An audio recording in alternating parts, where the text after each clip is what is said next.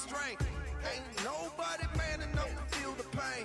And you could be next, you better give respect. Cause ain't nobody breaking this redneck. No, they don't want none. No, they don't want none. They don't want none. No, they don't want none. They don't want none. No, they don't want none. They looking scared, no, they don't really want none. And I'm a Mack truck, don't get run over. We some country boys working overtime, boys. Kings of the South, we never had nothing. Blue collar boys do it with their hands muddied. No, they don't want none. Oh, they don't want none. They don't want none. No, they don't want none. They don't want none. No, they don't want none. They looking scared. No, they don't really want none. No, they don't want none. Oh, they don't want none. They don't want none. No, they don't want none. They don't want none. No, they don't want none. They looking scared. No, they don't really want none.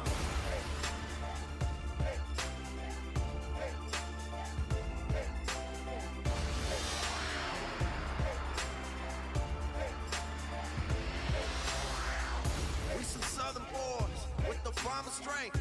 Ain't nobody man enough to feel the pain. And you could be next, you better give respect. Cause ain't nobody breaking this redneck. No, they don't want none. No, they don't want none. They don't want none. No, they don't want none. They don't want none. No, they don't want none. They looking scared, no, they don't really want none. And I'm a Mack truck, don't get run over. We some country boys working overtime, boys. Kings of the South, we never had nothing. Blue collar boys do it with their hands muddied. No, they don't want none. Oh, they don't want none. They don't want none. No, they don't want none. They don't want none. No, they don't want none. They looking scared. No, they don't really want none. No, they don't want none. Oh, they don't want none. They don't want none. No, they don't want none. They don't want none. No, they don't want none. They looking scared. No, they don't really want none.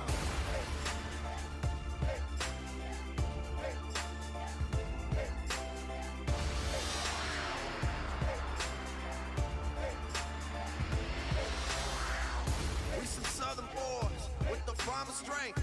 Ain't nobody man enough to feel the pain. And you could be next, you better give respect. Cause ain't nobody breaking this redneck. No, they don't want none. No, they don't want none. They don't want none. No, they don't want none. They don't want none. No, they don't want none. They looking scared, no, they don't really want none. And I'm a Mack truck, don't get run over.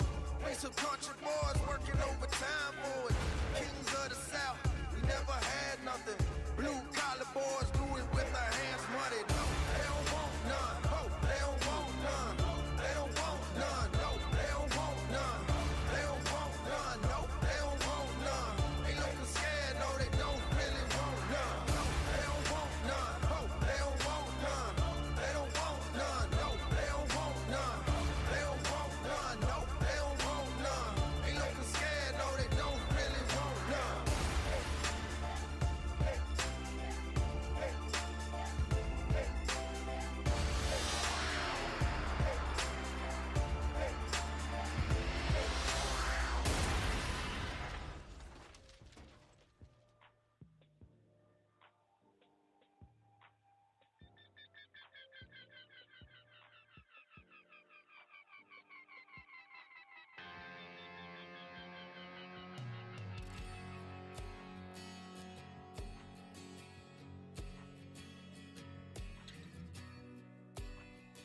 One minute until showtime.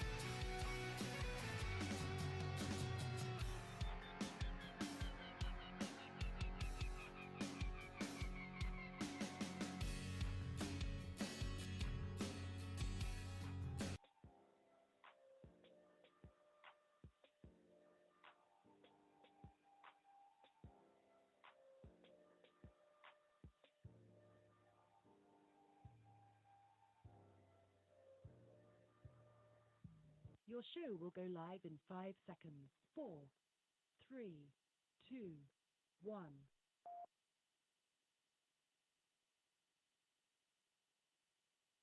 Yo, this your boy Doc Holliday. You now tuned in to the Deaf Fresh Show with Young Fresh.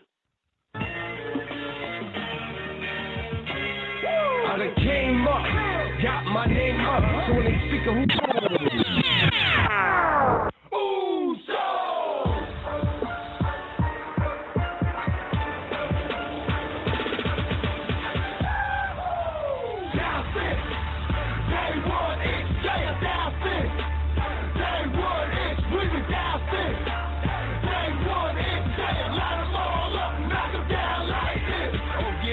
Yeah, Ayos, let's welcome these folks to the Uso Penitentiary. Hey!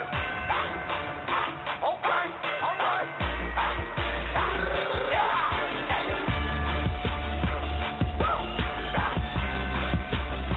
Hey, let's get it, Oos.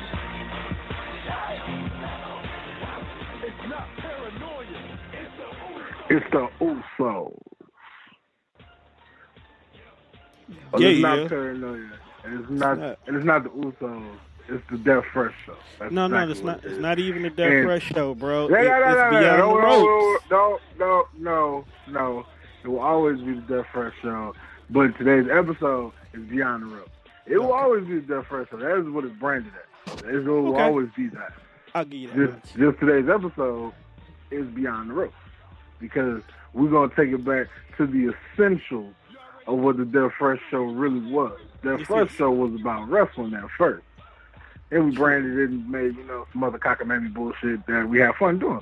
But we basically started out with going to the local wrestling shows, and it was a show based upon wrestling. But my personality is bigger than wrestling. Like my homeboy Seth said, you don't want to be pigeonholed as one guy. So you got to be multi-talented in this game, and that is what we are. So it is Thursday. I am the host. I am your boy, Young Fresh, YUNG Fresh. I'm a homeboy, DJ, Tone Deaf, on the ones and twos, mixing and scratching, getting in them buttholes just like he always do. Pause, no homo. Doug, well, you got to say something new. I'm not rolling with that, bro. Yeah. But yeah, I gotta quit placing Tone in the asshole. But he's an asshole, so it kind of fits him because he's definitely an asshole. Okay, I'll give you that much. But say you're not. Say you're not. I said okay. I just said okay. I didn't change it. I just said okay. But today go. We got a special guest. Whoa. Let me wait a minute before we do the introduction to the guest. Okay. We have to let the listeners know what month it is. No, we don't. Yes, we do. This is a very important month for Tone Deaf Radio. Okay. Or have you already forgotten? Important? Bro, it's April. It's the 4th. I know what it is. I know. It's almost my birthday. It's who cares about your birthday? We're talking about Tone Deaf Radio's anniversary is coming up. We've been doing this for 6 years as of the 14th. Okay? Well, the Deaf Fresh Show didn't do it to the 20th because you do everything late either way it goes. But we started this on the 14th of April. But before we introduce the guest, we also have to let everybody know that he actually was an intricate part in the start of Tone Deaf Radio, as in he did have a few shows on here. He was part of the reason why we even got into doing radio, because we were working with another guy when he piggybacked us off of CC Group to begin with, which we did a few things over there with Mike for a while, but then we was like, you know what, we too big for just that. So we did our own thing here. So first of all, we got to let everybody know this is Tone Deaf Appreciation Month, where we're highlighting past hosts who have been a part of the Tone Deaf Radio family, regardless if they went off on to do their own thing or if they had to get fired. Yeah, I'm talking about you, AJ. So we're going to kick it off because it's WrestleMania weekend. We're going to go ahead and we're going to start with one of our originators. The reason why Actually, I have to even admit, even the reason why me and Juan even know each other. So, perfect person to start with. Perfect person to even start with here. Well, yeah, he actually did something good in his life for one. I give him that. All right. One time. So you can go ahead and finish him. I did my part. Oh, okay. So, like I was saying before, I was so rudely interrupted by the guy named DJ. See, this is why they put DJs behind the niggas with the microphones. Because DJs don't say much. There would be no reason for the niggas with the microphone if it wasn't for the DJ. Let's be honest.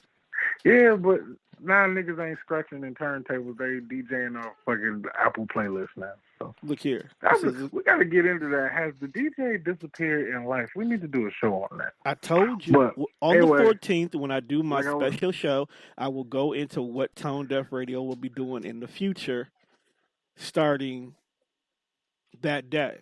So we'll talk about that later. Yeah. So, but anyway, for those who are listening, I like to bring in. He is the creator of one of the most influential wrestling groups on Facebook that I am a part of. It is WCC. I vaguely forgot what the hell WCC stands for because we Wrestling Commentary Central. It was Wrestling Commentary Central. Oh, I'm like, no, we stopped saying the whole name so long ago. We stopped saying it like a month after it was started. So he is the creator of WCC, one of the most lit wrestling groups a part of Facebook, or at least the one I'm part of. So I don't know how many wrestling groups it is really out there. And he has his own Facebook Live podcast that he does every Thursday. I usually am a part of it when I'm not at work or I'm not doing the Death Fresh show. It is called Heels for Life, I believe. So I like to bring in the big homie, Mr. Chris, or Mr. Team Bringer, as he likes to be called, because he's like the biggest rock mark I've ever met in my entire life. don't even know why. Like nigga, you. I think he just. It was a fascination with candy and asses and candy asses put together in there. Yeah, so. Is this on? It's on, bruh. Yeah. It's on. Okay. How long has my mic been hot? Just 2 minutes. Not even 2 minutes. We muted 2 minutes. Not even 2 seconds. We ain't had you hot that. We know better. We definitely know better. Well, first of all, thank you guys so much for that very warm introduction. That was I'm speechless. But yes, my name is Chris Dilworth, aka Mr. Team Brigade. I've been just like Tone and Mr. Fresh said. I started WCC 6 years ago, as a matter of fact, back in I think November 2011, and Tone was actually one of the first people that actually helped me form WCC. And ever since then, we started with 50 people, 100 people, 200 people, and then before we know it, we're like at 2,000 people. It's been a hell of a ride, but for the last 6 years, it had its ups and downs. It's like any wrestling group, any business that you want to start, like it's been up and down. But I've also learned a lot from the wrestling business, and I also learned a lot about myself and the people that I work around with. You know what I'm saying? It's been a lot of bullshit, but at the same time, like, bullshit always comes in every shape, in like different shapes or forms or whatever. You know what I'm saying? But that's another subject for a different day. But I just want to tell you guys that I love when I see African Americans, especially African American brothers, that that succeeds in whatever they do. You know what I'm saying? So congratulations to you guys for your 6-year anniversary. Right now, like as you was, first I gotta kind of backtrack real quick. Fresh, you play with booty holes? Wait a minute. Nah, I'm fresh, dude. That's Tone. That's another show. This is about wrestling. No, like your little introduction or whatever. I was just like, wow, okay. So you're like no homo, okay. I had to kind of put that out there real quick. Anyway, that was like that was a joke, everybody. Just saying. But no, yes, I actually have a wrestling podcast. Hashtag Heels for Life, which airs every Thursday night 9 o'clock Central, 10 o'clock Eastern on my Facebook page. Me and my co-host, Mr. C. Dog Collins. We do that every Thursday night. We host for 2 hours. Talk about basically anything and everything around the wrestling world. We talk about WWE. We talk about New Japan Wrestling. We talk about NXT. Anything that you can think of, we talk about. And we're of course, just like WCC Uncensored, we say wherever the fuck we want to say. Just, that's us. We also have fan reaction. So we basically talk to anybody. We talk to fans. We talk to wrestlers. We talk to promoters. We talk to everybody. It's lit. And as a matter of fact, tonight we're having that shit tonight, and we're talking about Wrestlemania. Now, see, before we get into this, I think me and Chris kind of cross signals to see. I'm not really good with conveying what my thought is via text message sometimes. Mm-hmm. So sometimes I like to actually talk to people. See, what I wanted Chris to do, because I knew we was basing this off just wrestling tonight, I wanted... Just gonna go quiet? I'm just like this. See, I told you, dude, you need to really get off of that McDonald's signal straight up, bro. I'm like dead ass. First of all, my intentions was to have Chris and his co-host come in and pretty much take over the whole show, because I knew it was wrestling based tonight. So the whole hour and a half, 2 hours that we were here for Spreaker, iTunes, SoundCloud, wherever we, the stuff where we place it when we're done with it, this is all going to be his tonight. And then him and his co-host could do their thing. I mean, me and Tom will be here to observe and throw our 2 cents in. You could have brought your guests through. Like, this is your night, bro. Like, this is what it's cool because, matter of fact, Matt is at work. I mean, shit, like, if you really want to get into wrestling, I got 35 minutes to play with, so, we can go ahead and play, this is only going to be part one. This is going to be part one. When I go on my podcast, it's going to be part two, and I'm just going to, really let it loose. We're not playing with anything. We're not going to talk wrestling. That's up to y'all. Actually, what we wanted to do tonight, since we are doing our whole entire appreciating those who've been there for us, we want to talk about you. I don't appreciate him. Yeah. I don't appreciate your ass either, motherfucker. Wait a minute. We are allowed to cuss on here, right? Bro, we've been cussing since we just can't play white people music. Yeah. We can't play white people music. No, we can play white people. We no just more can't Taylor play Swift. No, Taylor Swift. Wait, you said you're not allowed to play white people music? We're not allowed to play Taylor Swift. Yeah, Taylor Swift got to kick off there. Yeah, Taylor Swift got to kick off. Correct me if I'm wrong, but ain't that a little bit, I agree with that, but ain't that a little bit racist to your white fans or, followers? No, they don't fuck with Taylor Swift either. Yeah. They email me all the time. Yeah. Oh, okay, high five. We had an episode. Where seriously, we had an episode where we were playing Taylor Swift because it fit the theme of the show. And as soon as the song went off, so did we. Damn. We got an email that we got flagged for inappropriate material. Oh my God. Man, so Taylor is really a sworn enemy of the Death Fresh show because you call them peoples on it. Right. That's funny.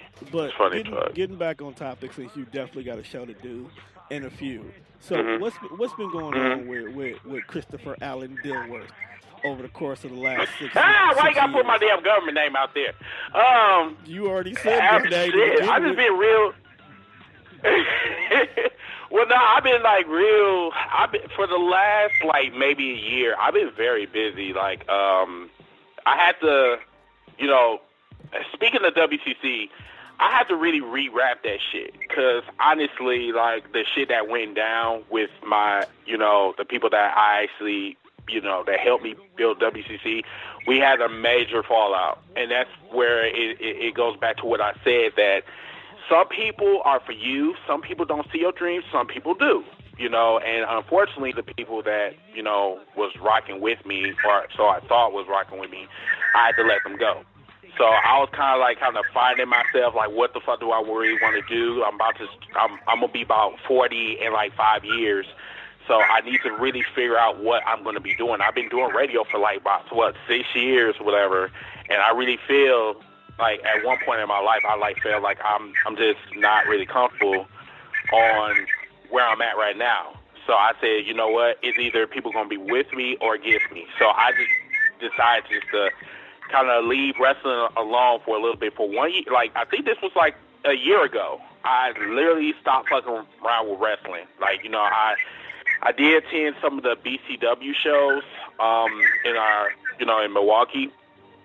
I actually, no bullshit, I stopped fucking with BCW. And after I got inducted to BCW Hall of Fame, I stopped fucking with them. Like, one thing about me, I don't fuck around with no racist ass cats. And especially you're not gonna sit back and you're gonna smile in my face and then you're gonna talk shit behind my back. That's not gonna work. You know what I'm saying? I was really at one point, I was gonna take that plaque that they gave me and I was gonna throw it in the trash via Facebook Live. But I'm not petty like that. So, you know, I respect the business, but I don't respect that company. I just don't. You know what I'm saying? But anyway, I digress. Moving on. So ever since then, I just really had this like vision that if I can't do something with other people, then I might as well do it by myself. And that's when #Heels for Life podcast actually started. Well, first, before that, I was actually doing another podcast with my friends called the It's Whatever podcast show. I was doing it with them, and then, you know what I'm saying, I've been doing it with that. I think we're, this Sunday will be our 76th episode, I believe. I'm not too sure, but it's up there. I've been doing that podcast. I do that podcast every Saturday night, 9 o'clock Central, 10 o'clock Eastern. We basically just sit back, talk about sex, politics, relationships, pop culture.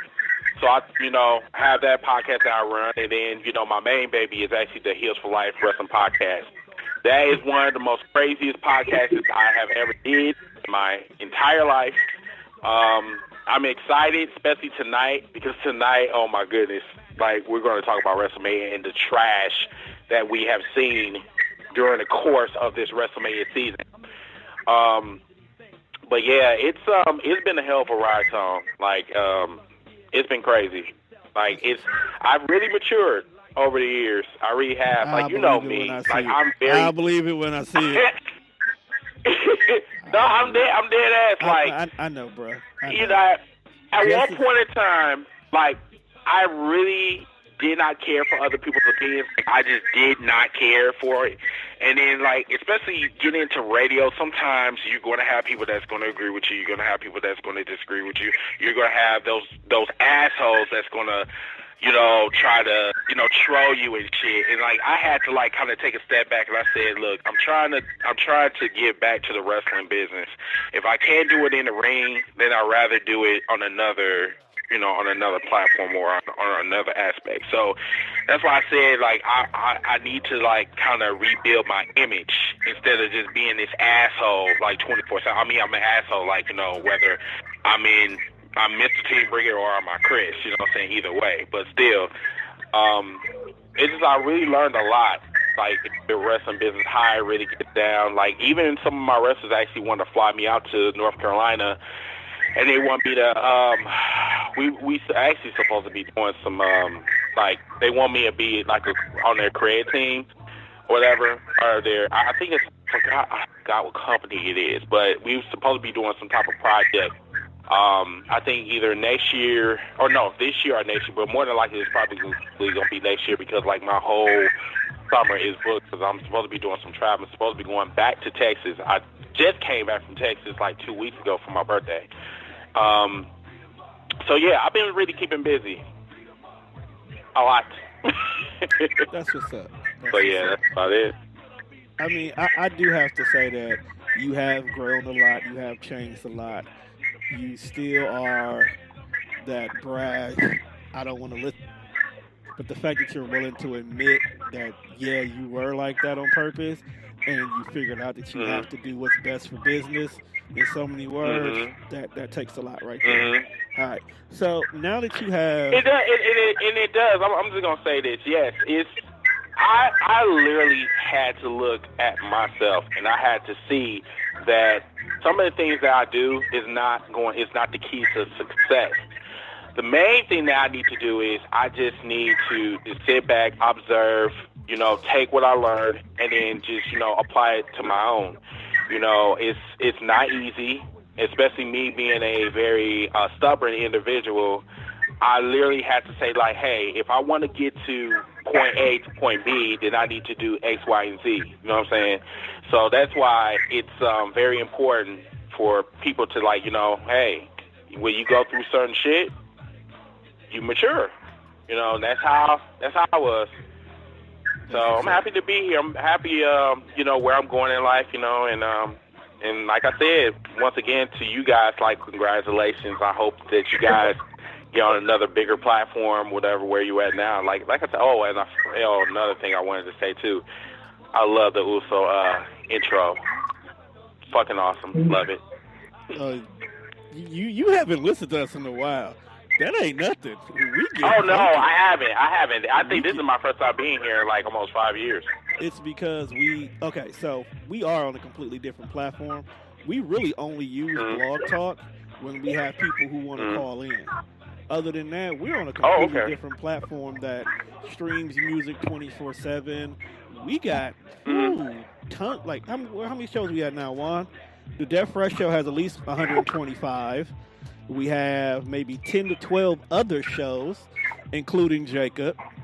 We got a lot going on, bruh.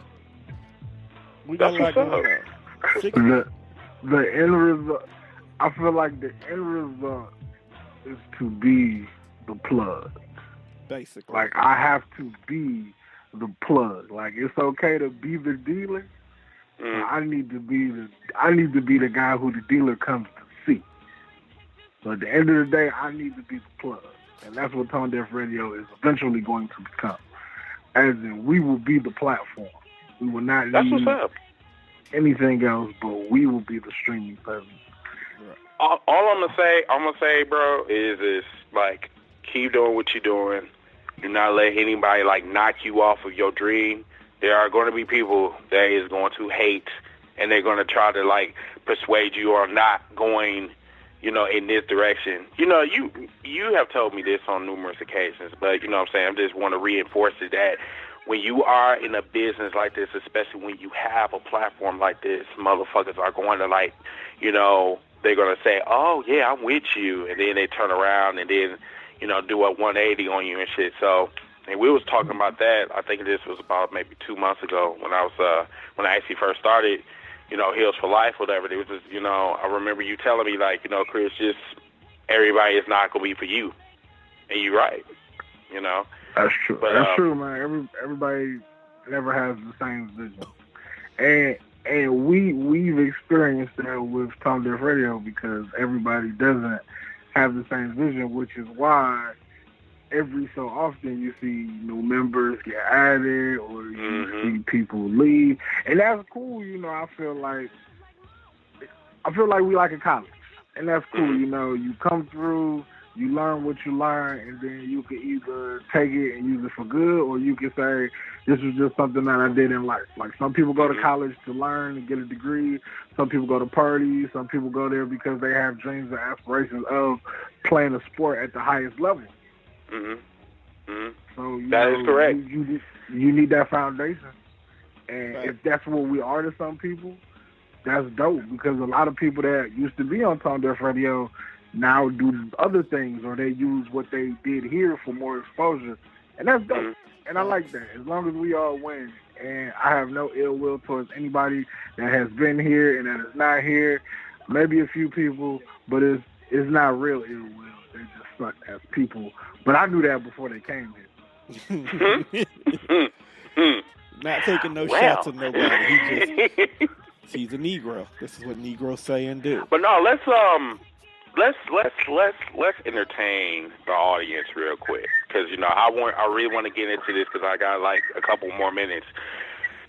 I want to ask y'all a question. Go ahead. Seriously. What's up? Now, I want to know, either you or Tone, Fresh. I want to know, do you think that this WrestleMania season was the worst? So you talking about the build-up? Yes. From January all the way to now, do you think that this was the worst build-up both on Raw and on SmackDown? You can go first, Juan. Okay. So since Chris asked me, I'm a deep dive in it for y'all. Like I was saying on last Thursday's show or whatever it was, WrestleMania to me has been on the decline for a couple of years now, quite a while. Mm-hmm. I want to say WrestleMania really stopped being WrestleMania right around the time, and I'm not blaming Rock because, Rock is a big star, but it's just, I feel like WrestleMania ain't really been WrestleMania since the first time he, came back and did his thing with Cena. Oh. And it's not that I'm a Rock hater because I get it, I understand.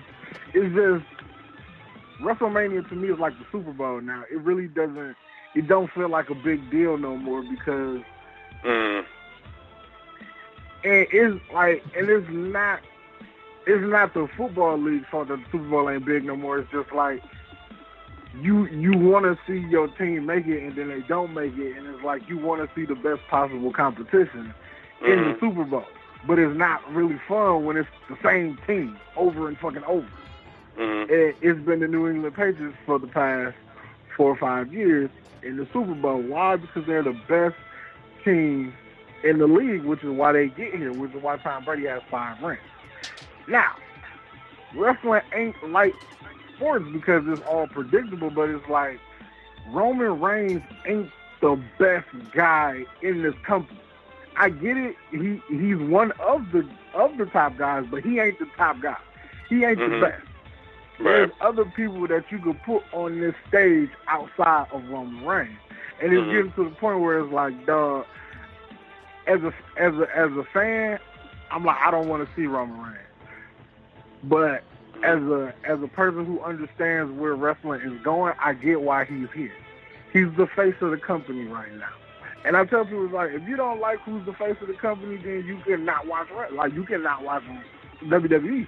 There's other platforms of wrestling that you can watch.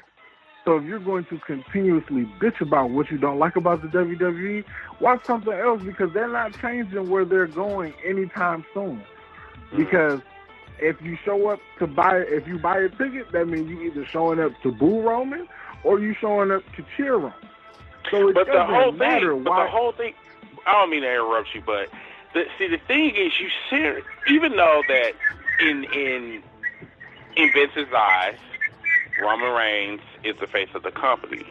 But it's not, Roman is not the only person on the card. You know what I'm saying?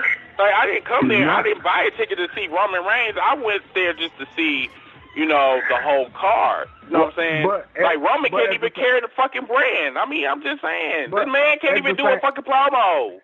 At the same time, though, if you're really that upset about who's the main event, then leave before the main event comes on. Like, if the fans really want change, then you got to show Vince McMahon that this ain't your guy. And I don't think enough fans are willing to do that because of their love for wrestling. You know what I'm saying? Like, you have to but think about it though. Like Colin Kaepernick compromised his love for football because of what he believed was right. So he protested, which is why he is no longer playing in the National Football League. But that doesn't bother him because he got his message across. So if that means I'll never play the sport I love again to get my message across, then that's what I'm going to do.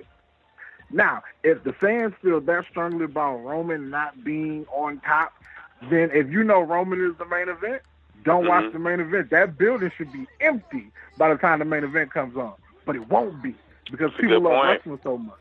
People love wrestling so much. And then it's like when you get your new guys who like aren't John Cena or aren't Roman Reigns, you don't do anything to support them. Like if they put Finn Balor on in the spot that everybody wants him to have, you got to buy the merchandise. You have to go out to the house shows. You have to show him You have to show WWE that Finn Balor is the new wave, and we're making this big uproar for him. But if you're not gonna do it when they give him the spot, or if they ever give him the spot, then nothing's gonna change. Like, as much as y'all think we don't have power, we have the power to affect the business. I mean, look at what we did with Daniel Bryan. That's because Daniel Bryan was actually the face of the company, but they didn't want to acknowledge that shit. He wasn't, right? But he was our people. Time, the fans, yeah. Right, he was for the people. The fans were willing to hijack the show. Like a whole John Cena promo, they'll chant yes. Because they want Daniel Bryan. When have you ever heard Rey Mysterio get booed? And they booed Rey Mysterio because he was the number 30 spot and they didn't put Daniel Bryan in the Royal Rumble. Yeah, they booed the shit out of him. Yeah. That's affecting the change. And then CM Punk leaves the company. The fans go nuts for Daniel Bryan. You have no other alternative but put him in the main event of WrestleMania, or you know that this show is going to bomb. That's cause affecting change. But they don't do stuff like that no more. Like, it's very few superstars that they'll get behind that tough. And I mean, yeah, we love Finn Balor and we love Seth Rollins, and I mean, hey, I'm a Miz fan, but we ain't getting behind them like that. Like, nobody is champion for these guys that hard that it affects change. So it doesn't matter how y'all feel if y'all not going to affect the change. It's just like in your community. You have to affect the change. Tone? All right, so kind of piggybacking on what Juan said, but going in a different direction. I don't feel the build-up was good because for the first time, they're making WrestleMania too stacked. Now, in our little group chat, I sometimes say stuff just to say it. I really do. And one of the things we did was they asked, what would you want your card to be? And I made this card that was let everybody eat. Even if the matches didn't sound or make sense, I say let everybody eat. I don't know if they hijacked the group and listened, but just fix shit, because that's exactly what they did with this WrestleMania. They put too many people on the card that key things don't make sense. You have triple threats, 4-ways, you have multi-man matches for no reason that your battle royal is suffering. Like, who's in the fucking battle royal? And this is supposed to be your annual thing, but we don't know who's in there other than a few people. So unless you finna throw a bunch of old folks who just want that quick WrestleMania weekend check, now it's finna suffer. Then the whole Fabulous Moolah fuck up. I expected better from the WWE at that point, because you should know what Moolah did. She's damn near family. Other than her being a madam? I'm just saying they should have known. So yeah, I kind of feel like they dropped the ball. They were so intrigued to have these moments, and like Juan said, WrestleMania ain't been the same. I'll pinpoint the exact reason why WrestleMania changed. The network, as great and fucking awesome as the network is, yeah. Here's the reason why I said it changed. The network now means that the WWE has 100% full control of what they can do with their programming. This WrestleMania is scheduled to be 5 hours long. Why? Because we don't have pay-per-view restrictions anymore, where the show must be done by 10 p.m. Central Standard Time, because that's all people are paying the $60. Now we can do a 5, 6, 7 hour long show, because it's anticipating to be about 7 hours when you add in the pre-show, okay? That's a lot of fucking wrestling to watch, okay? That's a lot to watch. Yeah, that is. But you're stacking your card to prove to people, oh, you'll get your money's worth if you just pay this $10 a month, because we can do stuff like this. Now, the Big Four can stand out compared to the average pay-per-views that you're throwing at us every 2 weeks. And that's another problem. You're giving us too many pay-per-views and too many shows that we don't have proper build-up. Next thing you know, at WrestleMania, the show you should have been working on, now you got to satisfy this title match here, satisfy this title match there. Got to make sure this person over here doesn't get hurt. Oh, this person over here done got hurt. Well, let's try this mixed match challenge thing over here. Oh, let's do this over here. Now you're doing entirely too much. You got too many pots that now nobody is prepared properly for WrestleMania. WrestleMania was all about the build-up, the storyline, the fight. All the Rumble really did was let us know who was going to be in the main event. And even when that came around, we automatically knew who Nakamura was going for, because before we even got to the Rumble, Nakamura is on Twitter messing with AJ. Nakamura wins. Yep. Oh, we know where he's going. There's no I'm coming over here to Raw, because, like y'all said, Vince is too hell bent on making Roman the dude we're all gonna support, which we're not. Okay, I'm not against Roman. Roman is cool. Roman is good for the role that Roman needs to be in, but you shouldn't make Roman be the person I have to like. Okay. Roman so they did the same shit with John Cena. They're doing the same John Cena formula they're putting on Roman Reigns. So my question to you is it working? It's the Hogan effect. The WWE always feels it needs to have its homegrown face, one that they made, one that was built by them, not created by anybody else. There's nothing else behind them. It's always been a Hogan effect. If you think about it, Hogan, even though he wrestled a little bit before then, no one knew about Hogan until he became the WWF. Got to the WWE. Then we got Cena. Cena didn't touch no other companies other than, of course, the little indie scenes to get where he is, but he's homegrown. They want their homegrown talent to be the dude. Let's take The Rock for an example. Even though we had Rock, Austin, Triple H at the same time, at the end of the day, The Rock was Vince's guy. Because Rock is homegrown. He's never wrestled for any other company. So Vince wants to put all his marbles on the guy he created. Austin came in because he had heat from ECW and beef with WCC. Triple H came in because I'm the alternative bad guy. So that's why those two survived. All right? But then you look at people like you're naming, like Finn Balor, Daniel Bryan, Seth Rollins. These guys all got credibility outside the company. Look at AJ. AJ is literally TNA to a T. He's the best thing to ever come out of TNA. And as much as the fans will tell you, give us AJ or die, they don't want to give us AJ. Nakamura is getting the love he's getting because he's New Japan. We've done business with New Japan as WWE, so he's not a big deal. He's, okay, let's get that market. We want this market because we want to make New Japan Wrestling our rivals. We need some legitimate rivals.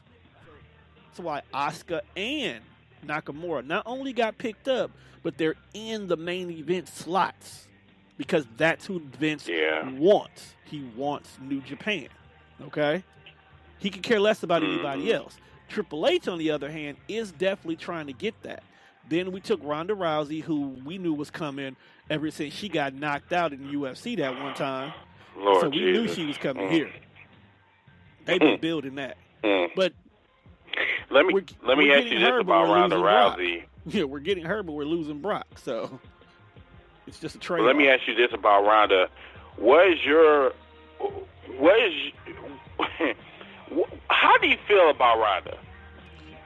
Ronda is the celebrity that the WWE gets every year about this time, if you ever pay attention.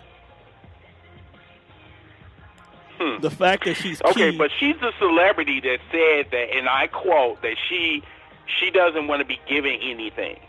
She wants to work hard like everybody else. But you don't show up every Monday. You're doing the Brock. I guess that's called the Brock Lesnar effect, correct? Okay, so here's the thing. She doesn't want to be given anything, and she wants to work for everything she wants to, but she also needs to learn how to not be a UFC fighter, if that makes sense. Okay? You got to learn how to hold your punches. You got to learn how to do more acting than actual fighting. That's something that's not easy for people to transition to. There's a lot of people, a lot of athletes who came over to WWE or wrestling period throughout wrestling history who says, I can do this, And now that they're doing it, it's like, oh shit, I can't do this. Like, oh shit. Like, let's take Lawrence Taylor. So you think Ronda Rousey is in that same predicament? You think she is until we actually physically see her wrestle, which is why this kind of this celebrity-esque match that she's in right now is a good starter match. We get her out there, we get her known, we let the people know that we have Ronda Rousey. This is our thing now. Give her a match that we know she's going to win to get her foot in the door, and then throughout the year, we work with her to get her to be a credible wrestler. Okay? Because right now, she's just a UFC fighter who signed with the WWE. We got to see if we're going to get our money's worth, but we got to test her first. And that's what this match with Stephanie and Triple H and Kurt Angle is doing. You're literally in the ring with two great ring veterans, and then Stephanie can hold her own too. Let's not take that away from her. Okay? She's not Shane, but she can definitely get in there and put on a good match. Look what she did for Brie. She damn near made Brie look unstoppable. So okay, well okay. So let me ask you about Brock Lesnar. So from what I heard, Brock Lesnar is going to the UFC. There's no brainer with that one. So do you think Bobby Lashley is going to show up Monday? Juan, you want to take this one? Because I really ain't been paying attention to Bobby. I really don't care no more when it comes to Bobby Lashley. No, I'm dead serious. This is the reason why I don't care anymore. At the time, he was the chosen one. He was. He was the dude who could have been that first WWE champion that we could have gotten. Champion. Yeah. Like, don't get me wrong. Mark Henry, Booker T, Ron Jennings, Killings, my fault. Even Ron Simmons, yes, they've all held a world championship, but they've never held belt started WWE. And Bobby could have been there. He just had to play his role for a minute, and he would have been where he needed to be. He jumped ship. And I get it. He jumped ship because his wife was being fucked with. I got it. Michael Hayes was. How did you ask me racist. to answer a question? I didn't realize. You know what? I didn't realize you fell off. Oh, I didn't realize you fell off. I play Destiny, and I have the Spreaker live feed going on at the exact same time. And sometimes the board for Spreaker overlaps the board for Blog Talk. Just blotching man, huh? So I didn't see him. I didn't know he fell off. Look here. If you go then you say you fell off. You go get you. Well, I did because mess. I did because my homegirl called me and was like, "So you not gonna give me a heads up that the network not on?" I was like, "Oh yeah, I know it wasn't on, but it's not on. So if it's not on, you should just realize that it ain't on. So shut up." First of all, if she ain't in the family, she don't need to be eating. He don't need to be eating off the family. Well, it's peace. Well, Fresh, it's seeing that you fell off. So, what do you think about Bobby Lashley possibly appearing on Monday? Well, from what I heard, and this is just listening to all the dirt sheets, and I don't have time to read dirt sheets, so my dirt sheets are via YouTube, and I listen to those people. So from what they were saying is that the time when Brock Lesnar, the UFC fight Brock Lesnar had before he fought Randy that same weekend, a couple years ago when they did SummerSlam.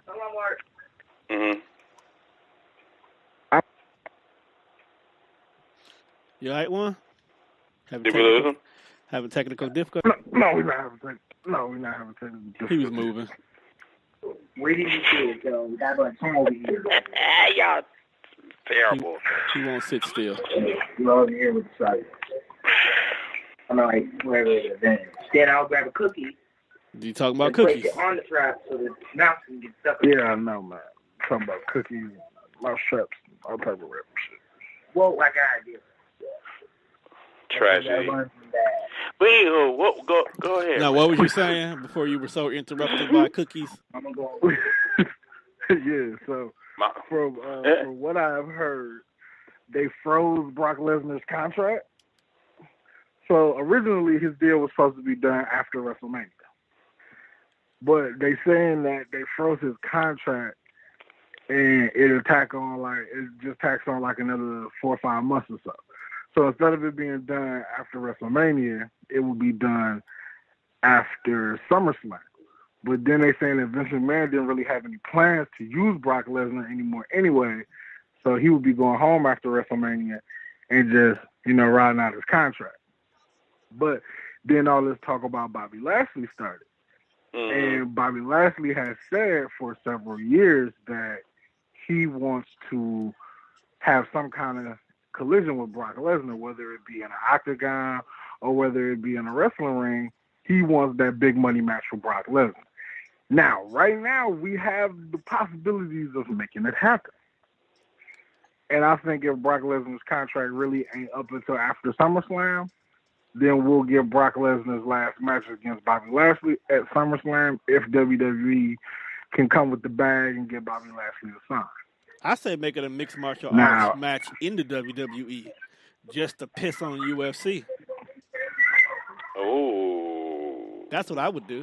Then Brock. Ooh, I don't think Brock would do that just because he's going back to UFC. Like, the bag is already secure with UFC, but if you can go ahead and get this quick, fast money, maybe even knock out a nigger, why not?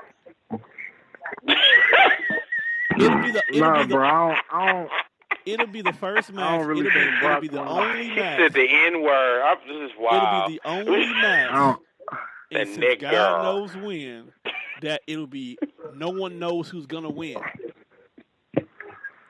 I don't really think Brock Lesnar want to see Bobby Lashley.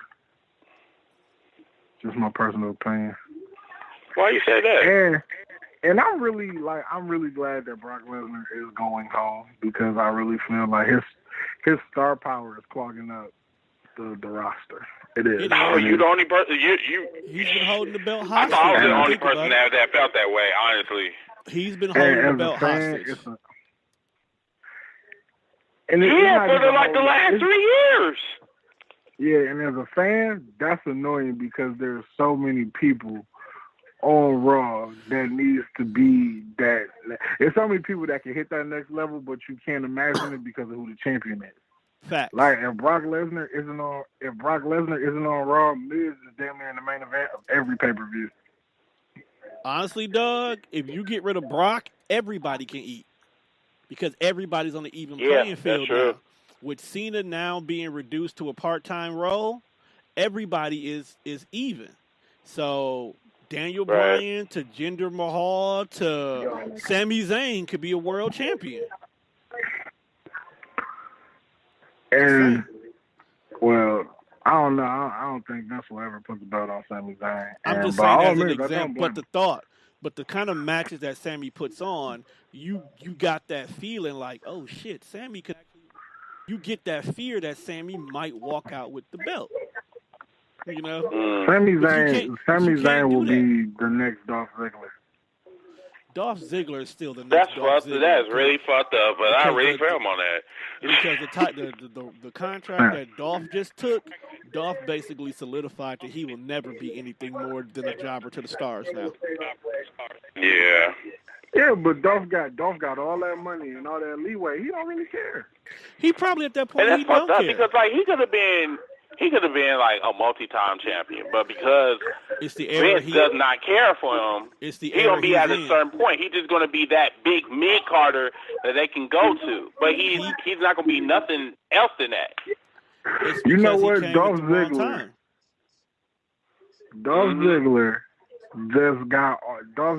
pretty much. If I was doing like if I was thinking about this and just a random nigga, I thought Dolph Ziggler when I had a conversation with R-Truth. And R-Truth sat Dolph Ziggler down and was like, look, bro, your contract's gonna come up. I'm gonna give you some tips to renegotiate, get the bag, stay here, but do whatever you want. I'm gonna show you how to get it. And he had that conversation with R-Truth. Dolph Ziggler went back. He laid out his demands, and WWE met them. I don't think Dolph Ziggler has a problem with jobbing for the stars. I don't think he can. Like, he's probably hit that point where he is like, he's reached his peak. Like, I won the World Heavyweight Championship twice. They can't take it away from me. I'm like a 6-time Intercontinental Champion. They can't take it away from me. I was a Money in the Bank winner. You can't take away his accolade. It's just like Kofi Kingston. Kofi Kingston is a great athlete.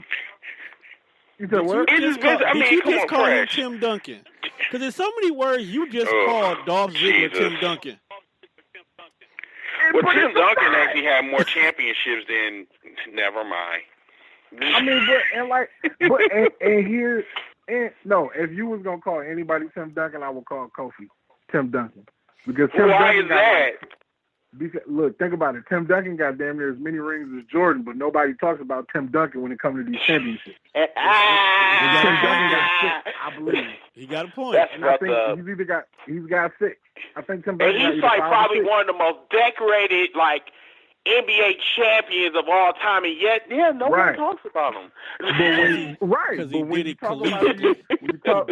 He did it collegiately. When you talk about these championship rings, they only want to talk about Jordan. They only want to talk about Kobe. They only want to talk about Bron and his 3 rings. They want to talk about KD getting his first ring. Nobody wants to talk about Tim Duncan, and the nigga got 6 rings, That's 3 MVPs. Tim Duncan is the man. But nobody wants to talk about him. And that's how Kofi Kingston is. Kofi Kingston has got 4 United States Championship runs. He got 4 Intercontinental title runs. He got 7 tag title runs. But nobody, and Kofi's got accolades, but Kofi will never be the WWE champion. That's crazy. Hey, and I think I hate to do this, but I gotta run. Yeah, I know. But we've been waiting for you to leave for a while. Get the fuck out. Shut the fuck up. Everybody, thank you guys so much for bringing me on. I really before you get out of here, though, how can everybody find you, your shows, and everything you're doing right now? Yes, everybody, if you are on Facebook, you can find me at Chris Dilworth on Facebook.com. Also, you can hit me up on Instagram at Mr. Team Bring It at Instagram.com. If you want to follow me on my my wrestling shows on Facebook, you can go to my page, whatever. It's the hashtag Heels for Life. At 9 o'clock Central, 10 o'clock Eastern. And, yeah, that's about it. As a matter of fact, I'm about to have my show in about 8 minutes. If you guys want to hit me up, just send me a friend request, and, yeah, I'm out. Thanks, guys. Appreciate it. All right. Now we got rid of the coon. I'm just kidding. Let's go ahead and let's actually dive into this WrestleMania week that's coming up. So for those of you guys who don't know, you're just Death Fresh fans because of the coonery and the foolishness we do, and you don't understand what wrestling is. WrestleMania weekend, like Juan said earlier, is basically the Super Bowl of wrestling. It's the time of the year where everybody works their hardest to get for it. It's the big payout. This particular year, we have probably one of the stacked cards they've had in a long time. Am I correct, Juan? This is probably the most stacked card they have, right? This card is probably in comparison to maybe 17. Yeah. WrestleMania 2000 is probably the closest, and that was only because the hardcore match had 20 people in it. Yeah, this card. But you know what? I understood. I get the logic that WWE uses. They want to get everybody on the card. They want to get everybody a match. WWE be trying to get everybody a payday because, with the whole network and it ain't really you getting a cut of the pay-per-view buys no more. I don't know if niggas getting a cut of the subscribers. They're probably not. I'm pretty sure ain't no back end on that deal, but WWE just be trying to get everybody on, get everybody a payday. And this is one of those rare times. I think they compensate that, though, with, more house, more actual pay-per-views, more actual, appearances. Because, now you can go more places because you only got to do a show on 1 or 2 days. brands are technically still split, so you can eat on your show and then somebody else eat on their show. So I mean, I see it. It has its pluses and its minuses. They did a lot though. They did a lot. So let's run down this card real quickly and cover a few things. Now, like we said earlier, the Andre the Giant Memorial Battle Royal, which is a fucking lot to say, dog. Damn. Not too many people have said that they're in this battle royal. Dash and Dawson, of course, have announced that they're in the battle royal. Corbin is in it again, second winner of the battle royal. Ty Dillinger is in it. Dolph is in it. Corbin is like the third winner. Corbin is the third winner. Wait a minute, who won it the second time? Big Show. You know what? You're right. I completely forgot Big Show won that one year after he got eliminated the year before. All right, so Corbin is the third one. You got Breezango's in it. Goldust is in it. Slater and Rhino. And then Zach and one of the Colognes. Why is only one Cologne in? Maybe the other one's hurt. Okay, because Primo is in, but Epico is not in. Being the fact, like we said, that this is like one of the staple matches of WrestleMania, like how Money in the Bank used to be until it got its own pay-per-view. I'm actually kind of So you think this will get its own pay-per-view?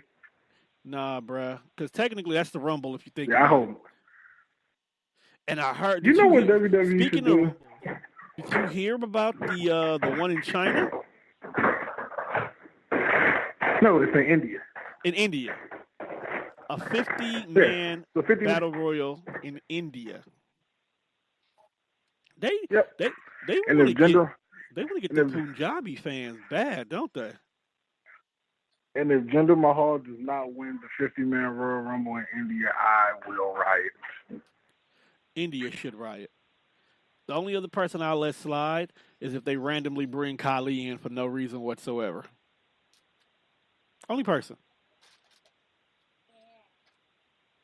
Don't ask me why, but I'll let that slide. All right. Then this year, during this whole entire Divas Revolution and Divas being treated like actual superstars, which I have to say, bro, the WWE did their thing this year for women. The women got everything this year. They got Hell in the Cells. They got Rumbles. They got Chambers.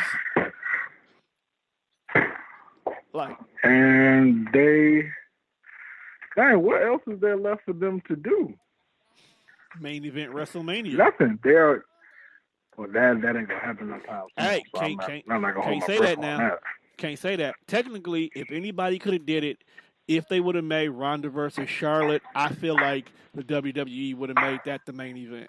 Not trying to lie to you.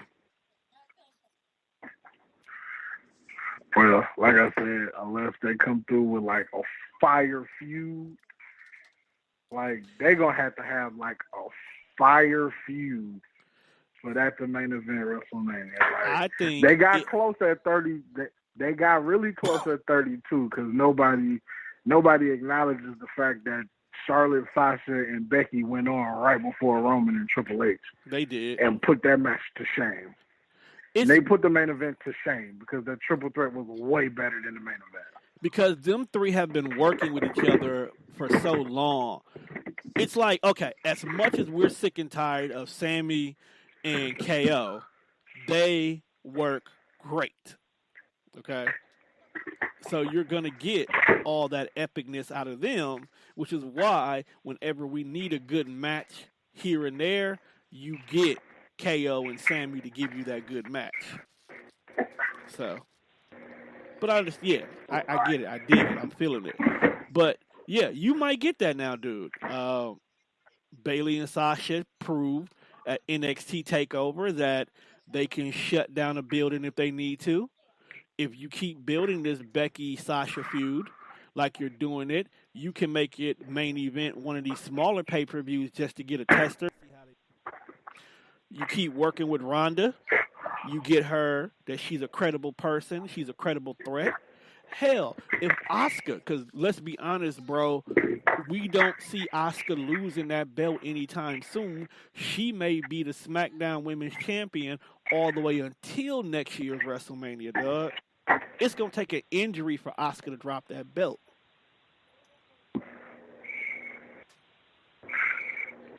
Okay. I'm not really sure if I want to see Asuka be champion for a year, though. I honestly, and I know this is just going to be a total contradiction of what I just said. I honestly think Charlotte might beat Asuka. I really do. Nah, that ain't going to happen. I'm just saying. I might see it. It's controversial enough. It is a big scale. I mean, if Asuka win the belt, who is going to beat her for the belt? Like, she didn't even get beat in NXT, bro. She literally said, I don't want this no more. I'm going upstairs. Like, that's what she did. But you know what, though? Like, I can really see WWE doing a redemption story. With Charlotte? Because I don't think, no, with Ember Moon. Like, I don't think anybody on the main roster is going to beat Asuka. I think Ember Moon, when she gets called up, she's going to beat Asuka just for the fact that she should have beat Asuka in NXT. I don't know, dog. It was a lot of people that Asuka went through that I felt like should have beat Asuka. Name one person that Asuka beat that you really thought she should have beat or that should have beat her. Bayley. NXT Never. Bayley. Never. NXT Bayley was the shit, dog. NXT Bayley but was. But she had to lose because she was coming to the main roster. I know it made that. no sense for her to beat Asuka. But that's what I'm saying, though, dog. Like, yes, yes, she was coming to the main roster. We knew that already. But the thing about it is, though, dog, Bayley now, redemption Bayley, because that's where she is right now. You could put the redemption story on Bayley. Because once she takes this L... No, I'm sick of Bayley. Bayley really needs to go home and think about her life and then come back. Ain't nothing wrong with Bayley right now. Why are you sick of Bayley? What do you mean there's nothing wrong with Bayley? Why are you sick of Bayley? What is wrong with Bayley? First of all, Bayley's character is stale. It's stale because you keep making her lose.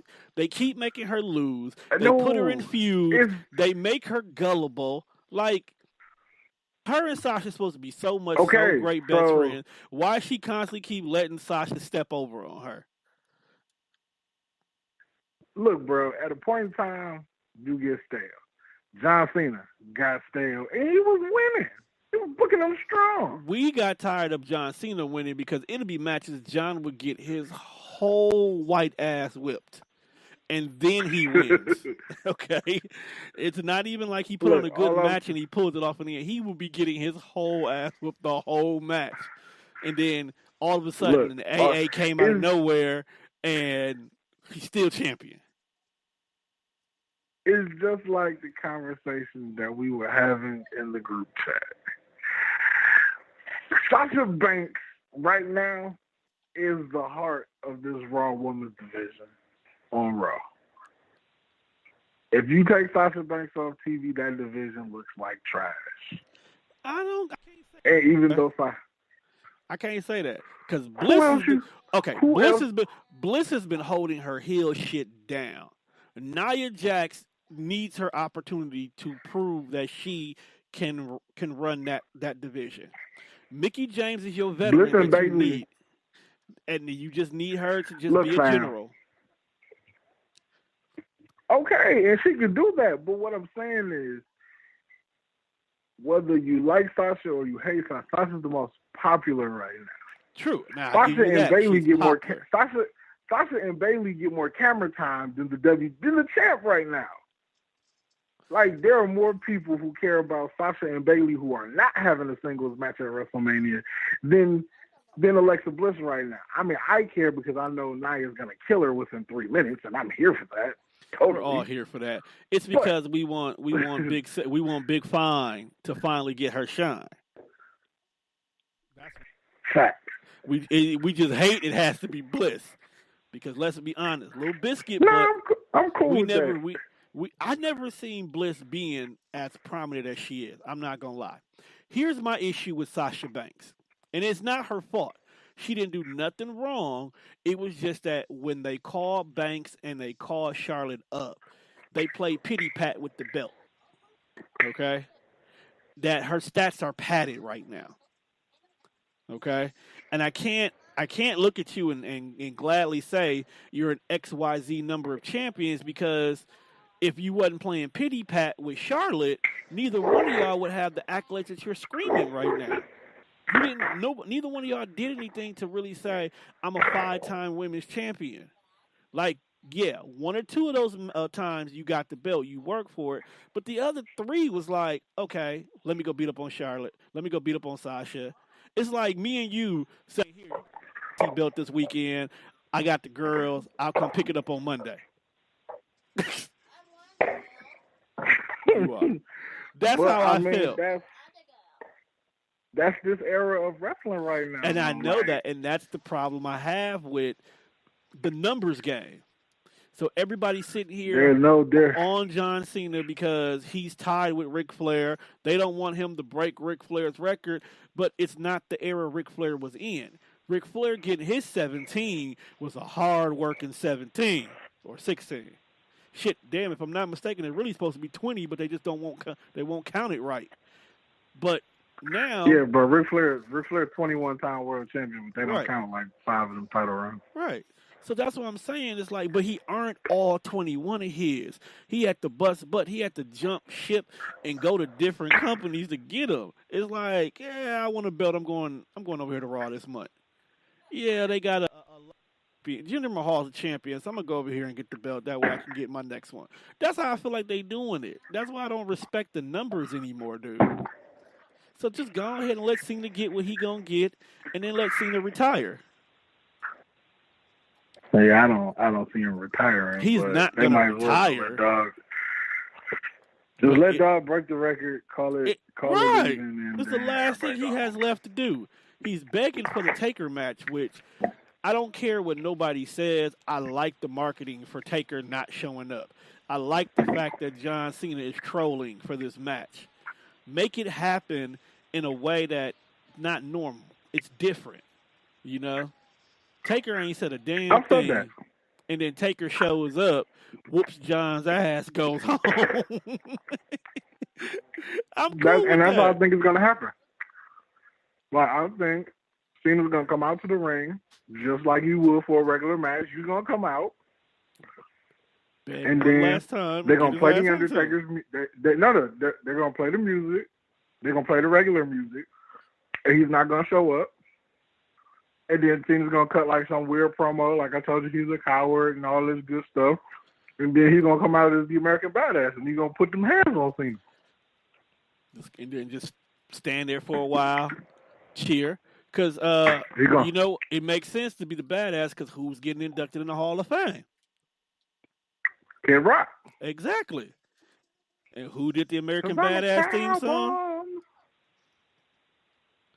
Kid Rock. Exactly. So let Kid Rock go out and then drop that song one more time. And then, I mean, they're in the Superdome. Why not just let him put the pedal to the metal and drive the bike all the way down the ramp fast as you can? Let him get his shine on one time. Facts. I'm glad. No, I'm glad the streak is over because I felt like that was entirely too much pressure on Taker, and it was actually starting to make who he fought not as major for him as it is for the person that steps up. You know. Because I feel like if he didn't have the streak before, Bray Wyatt could have got that W he needed off of Taker if the streak wasn't on the line. If Shawn or Triple H had beat him one of them times when they fought him, then Bray Wyatt could have walked off with a WWE win on Taker. Now, as far as the streak go, like I felt like when it started to get up in the numbers, it was like when you look at all the people he wrestled before the streak was broken, he was beating people that didn't need to beat The Undertaker. You know what I'm saying? Facts. So I felt like if you was going to break the streak, you should have broke it on somebody who could have used that as a launching pad for their career. Facts. Like Brock Lesnar is going to be Brock Lesnar regardless had he broke the streak or had he took an L to Undertaker at WrestleMania 30. CM Punk, he could have used it a little bit, but you still going to be CM Punk whether you beat The Undertaker or not. It was just like you could have used that as a platform for an up-and-coming superstar. Boom, they go to the moon because you are now the 1 and 21 and 1. Facts. But they let Brock Lesnar beat him, so who cares? Also facts. But yeah, today I still think that something was going wrong and Brock got that win. He wasn't supposed to, but who knows? It happened. It's in the past. We got the greatest meme from a black guy because of that. I wonder if he gets free WWE tickets whenever they're in town. Nah, they don't. He's just immortalized in history. Nice. He's just immortalized in history. Damn, bro. Should have used your social media fame to get you some free tickets. That's what I did. All right. So, you know, niggas always trying to get something free. We wouldn't be niggas if we didn't. It's literally in the criteria of a nigga. If you are a nigga, you're supposed to get shit free. That's why white people can be niggas, because they do that shit often. If you ever get to a situation where you've done a white person wrong, you did bad business, you accidentally gave them the wrong information, whatever, white people will try to see what you're going to compensate them for. It still means free. I swear to God. It still means free. But they want to compensate it for their time. Man, that stuff happens so much at work. I got to start using the word compensate. Like, I ain't even going to call it free. Just like, hey, I need some kind of compensation for my time, bro. Exactly. And they do it. They do it. All right. So let's go ahead and let's run down the rest of this card. Because we're past the halfway point already. So we already know that the women's battle royal, where we were at, Bayley, Sasha, Becky, Liv, Naomi, Natty, Ruby, Sarah Logan, Lana, Mandy, Sonya, Mickey, Carmella, and Dana are all in it. Before I go any further, since we're talking battle royals, and we know we have a lot of returning people from injuries, such as Cass, Joe, possible Big Show sighting, from what I'm hearing from people. He just signed a new contract. I know, as I said, possible Big Show sighting. This puts something in perspective. We still have a women's Money in the Bank running around right now. With Carmella being in the Battle Royal, and number one, I'm totally mad at the WWE for this vagina trophy. I get it. You had to do something really quick because of Moolah, but he could have did better, bro. Could have did better. You melted down, turned into a pussy. Inside of a pussy. Somebody actually made a meme where they really put the medical picture of a vagina on the trophy. But they're fighting for the golden cervix. Yeah.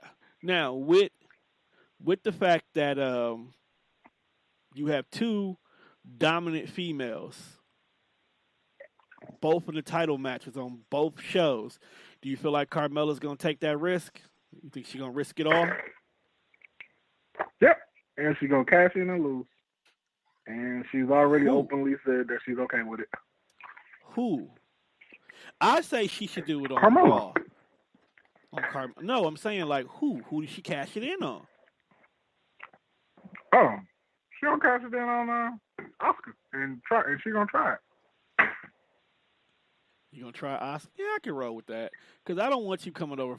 I don't want you coming over there fucking with Big Sexy. Right. Because you might fuck around and actually beat Nia Jax. Right. That's what I'm saying. That's why I don't want her to try it on Big Sexy. It would make sense for her to come to Raw with Big Cass being her boyfriend, and it'll be the quickest and easiest way to get her over. They don't date anymore. When did that happen? Damn, Tom, where have you been? They've been broke up.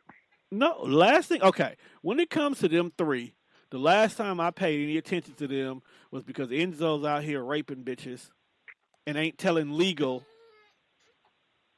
Yeah, he's definitely out here getting his Bill Cosby on. Just, even if he didn't do it, it's the fact that he didn't tell legal. You got the best legal team in the world. They have gotten many drug addicts off, and you ain't saying nothing. So, yeah, your own fault. Well, that changes everything now that I know that. I did not know that they're not together, but fuck it. It is what it is. Yeah. All right. Not together anymore. Yeah. That's life. So, moving on, there's been this tournament going on. Speaking of Enzo, since he got fired because he won't keep his hands to himself, please excuse my hands. I apologize. WWE had to vacate the 205 championship, Cruiserweight championship. And there's been a tournament going on in regards to it over the course of, 3 months now? Shit. Since the Tuesday after the Royal Rumble, there's been a Cruiserweight tournament going on. 3 months now. All right, so we finally got to the end where we're now at the point where Cedric Alexander and Mustafa Ali will be fighting for the vacated Cruiserweight Championship. Now, if you've ever watched 205 or paid attention to the Cruiserweights, we already know Cedric is going to win this belt. After losing Rick Swann to domestic violence. Well, first of all, I just want to clear the air for my nigga Rick Swann. The charges was dropped. The damage was done. You know what? And that's what I don't get about America. Domestic violence is frowned upon. Well, no, I get that part, but you ever notice how in life that the lie is always more entertaining than the truth? It's not always the lie as much as what came out first.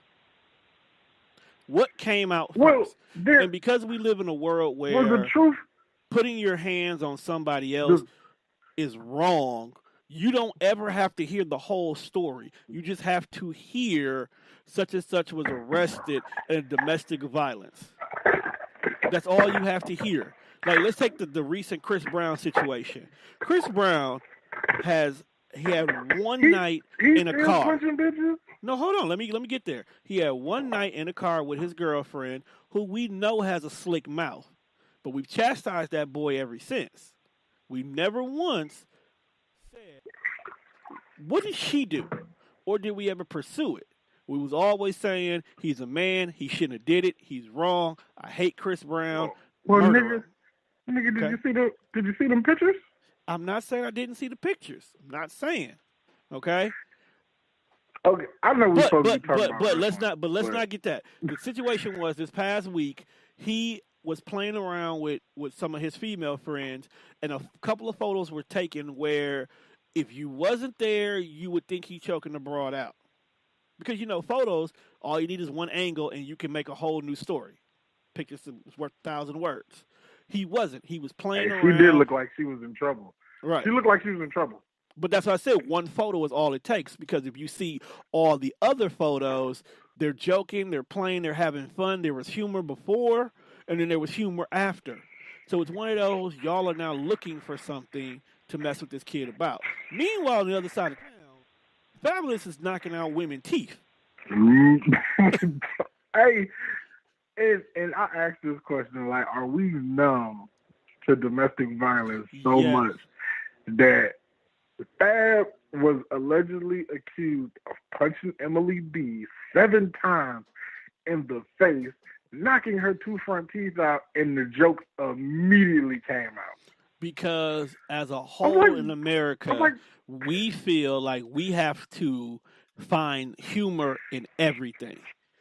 Okay? Because we already know that there's going to be those people who are going to take it seriously no matter what it is. There is always those people who take everything entirely too serious that we have to sometimes joke about everything. Some of us are inappropriate people to begin with, period. We're just inappropriate. We find humor in a lot of stuff. Your baby could fall over and flip off the couch and almost break her, and most people will laugh. You shot a chicken sandwich. You shot a chicken sandwich to me, and it hit my baby. And the first reaction a normal person should be is, let's see if the baby's okay. But what did we do? We laughed. Okay. We laughed and we made fat jokes. That's what we did. So we're just inappropriate people. But at the same time, it's hard to not find humor in certain things when the media tells it to us in a way that we just have to say WTF. Like, bro, it's one thing to smack her, but you knocked her teeth out, dog? Dog, that's bogus. You know, like, and then we joke about the fact that somebody got their teeth knocked out. We do, especially someone like me. I can crack jokes about missing teeth because I have them. Okay? How it happened is funny, but the fact it's there is funny to us. Okay? Like when Ray Rice knocked his girl out in the elevator. If you look at the video and you look how she fell, the way she fell was funny to some of us. We laugh at everything. I just feel like whether things are condoned or not condoned, people should get the whole story. Because, I mean, hey, if your pop stole $300,000 from me, I might whoop your ass too. The media will play a story whatever way they want to, because the story could have been released that girlfriend's dad steals $300,000 from Fabulous. Girlfriend accidentally gets hurt in altercation. Did that say anything wrong? Did it make Fab seem like a bad guy? No, it didn't. It's all how the media totally put that nigga behind the A-ball ASAP. Exactly. Knocked their 2 teeth out. Like, what? Exactly. And that's how the media, because they know that will get the reaction, that will get the attention. They will keep coming back to whoever released it to get what they need. So it makes everything come off in a certain manner. So was Fab wrong for doing it? Hell yeah. But we understand how he got to that point. Okay? That's the difference. Right. 300,000, bro. I'm whooping everybody up. Right. So we're not saying he's right for it. We just understand how he got to that point. Okay? All right. So especially when your career is on the decline, bro. You don't even have 300,000 no more. It's not even that. It's the principles, bro. It's the principle. You stole $300,000. In a normal environment, that is subjugated for death. You have to get killed. Yes. So I personally feel Latif is justifiable. I'm just mad it had to be the daughter, not him. Just saying. I'm just mad it had to be the daughter, not him. So Pop still 300,000 and daughter got to sacrifice her teeth? She sacrificed. She stepped in the way. She took the charge. Right, how do you know she took the charge? How do you know she didn't step in the way of them punches? She took the charge. She wanted the gun. Okay. Let's get back to the point. Thank God. You got a family. Like, you don't have a family. Like, dog, that was something. Bro, it was in the moment. It was in the moment. We all was drunk. Okay. I was already highly upset. You must be... You was uber drunk to just sacrifice your freedom for the next life. First of all, I knew when you go back and you think about it, I knew Monte wasn't going to do nothing. I knew he wasn't anyway. So I probably said it being funny and not realizing it was not the funny I wanted it to be. Second, the night was it's funny, all right. Yeah, I was trying to break the mood because it was too intense at that moment. I had been wingmanning my ass off the whole night, and it was all finna go down the toilet because of two people who don't understand there's a time and place for everything. Okay? Somebody had smoke. Somebody thought they wanted to smoke, and they realized they wasn't about that smoke. And right. There's nothing worse than wanting to smoke than when the smoke is presented. You're like, I think it's bad. It was too late. Smoke already here, bro. Like, hey, it's already here. You gotta take it now. You gotta get the smoke. Like, I got asthma. I can't take this smoke. Enough about that. I'm just mad that there's a particularly young lady right now who is happily married, who should be married to somebody else. I'm just saying. Because we got to work.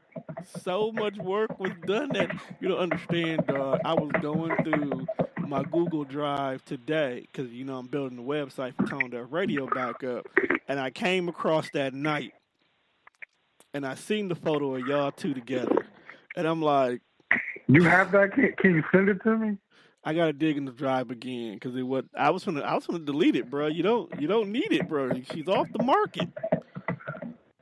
Why would you wanna hang on to those memories? I'm gonna send it because I'm gonna send it to Jamal and Ken. Like I was gonna wax this, and you niggas wanted the Donnybrook Pier 6 brawl in the El Greco's parking lot. This is the reason why I'm mad, dog. Nigga, all you had to do was sit down at El Greco's, and the deal was done. It was done. I was gonna eat all of that chocolate poo. Like it was done, dog. She was into you. She had already given you a consideration. I had already got her past the whole entire your ex-girlfriend situation because she was using that as a crutch for a while. I had already had it. The cousin was on board. The cousin was in her ear to push it. I sacrificed for the cousin for you just to make sure that you was good. And all you had to do was sit down. And as we walked to the door of El Greco's, they locked the door because smoke was outside and they did not want that smoke to come inside.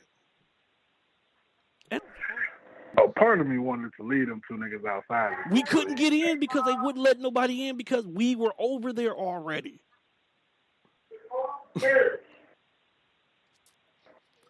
And then we had, little skinny redhead in the back seat who she just wanted to get out and go eat. And she was almost ready. She was almost ready, good to go for you too, dog, at the time. So you had options that night, bro. The liquor had her talking. I did, and then that was so happy, Mom. That's probably my best night. That was I was gonna say that though. That was probably your best night. You did not have a better setup that night. That even if you struck out with Plan A, Plan B was good to go until the smoke cleared. So much smoke was given that night. It's just, what? But that's cool though. It's cool. It's the past. Hey, I got an invite from Lexi to be in her music video. I got that too. We should go. You did? Yeah. We should go. We should go. It'll probably be on the day I gotta work. It probably will be. Oh, I also speaking of that, we can go ahead and jump that in. We're going. Okay for her to be here next week. For her to be here next week? Next week. Cool. I may have to work next week, but we'll figure it out. Find out your schedule so we can figure out if we got to record early, late, do it on a Saturday. We got to make this happen. Because now... Well, I know I'm off Sunday, so it's the other day I need to figure out what day I'm off. Yeah. Because Wrestlemania is going to be 7 hours. Man, we about to just be... Because Monte's starting to grill at 2. We might as well just be over there like 12:30. That's what I was going to say, though. Like, real talk, we might as well spend the night doing this shit going down. We have to talk to bro and see what time, because I don't know if he got stuff to go on the grill already. He said he put it in I the don't group. have nothing. So. No, he put it in the group. If you want something specifically to go on the grill, get it there by 2. That's what he said. So we just So want to be niggas there all gotta day. go shopping? Yeah, it's gonna be a fest. Oh, and I got candies and brownies. Oh. Niggas finna be stoned. Praise white Jesus. All right, let's get back to this card, dog. Let's knock off these matches real quick. I'm just going to run down the card. You give me your prediction. All right, so. All right. Cedric versus Mustafa. Cedric Alexander. I'm agree with you on that. I'm going to say it too. All right, Brock versus Roman. Roman Reigns wins the Universal Championship. Sadly, I have to agree with you on that one too. All right, Nakamura versus AJ Styles. I want AJ to win, but I think they're going to put the belt on Nakamura. Didn't AJ have his WrestleMania moment already, though? Against Cena, right? He beat Shane last year, and he lost to Jericho his first WrestleMania. Okay, so he already had his moment. Yeah, so he could take this L, and it'll be no problem. All right, one of the matches I really want to see. Miz, Seth, Finn. Who's walking out?